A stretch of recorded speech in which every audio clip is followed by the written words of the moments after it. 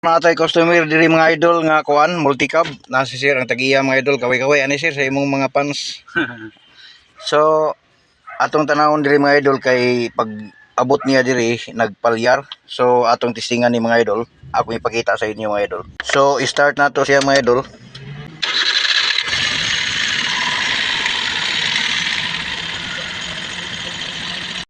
Ang mga idol kurog-kurog ang iyang inundaran mga idol.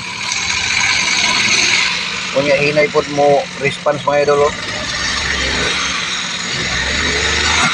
Masabot yun nimo nga kulang siya sa chamber mga idol.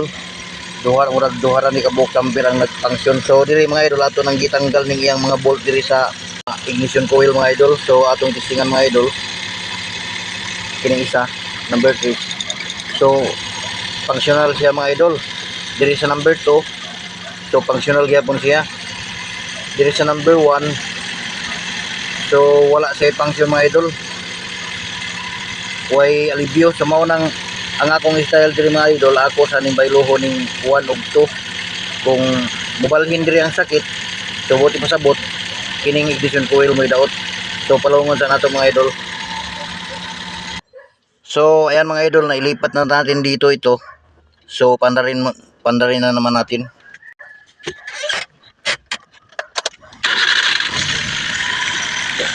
So try natin ulit mga idol pagbunot. So may ano naman siya, may dati naman may function siya dito sa number 2. Pag dito sa number 1 tayo. So lumipat mga idol yung kanyang sakit. Nandito na ngayon sa number 2. So yung number 2 mga idol, buo ng pasya ko na itong ignition coil sa number 2 ang sira. Kaya papalitan muna natin yan mga idol. Kasi nandito na sa number 2 ang hindi nag-function. Oh. Ganyan lang kasimple mga idol pag pag nag-diagnose kayo ng sasakyan na palyaw. So patayin muna natin mga idol para makabili muna tayo. So ayan mga idol, nakakita tayo doon ng ignition coil mga idol. Ito yung kanyang sira.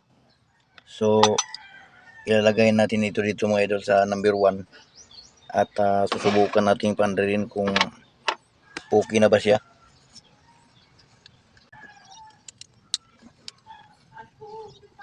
So pandarin natin.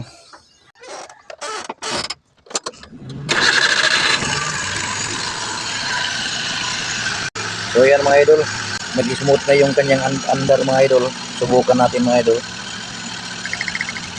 Ayan. Dito. So functional na siya lahat mga idol.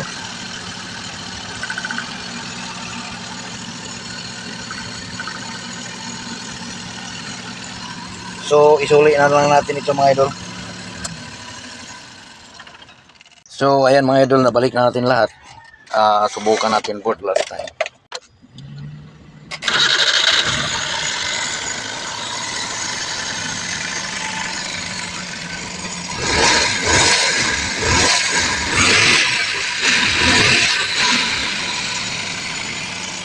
So ganyan lang mga idol pag pag-diagnose ng mga palyaw ng mga makina. So maraming salamat sa panonood mga idol. God bless sa ating lahat.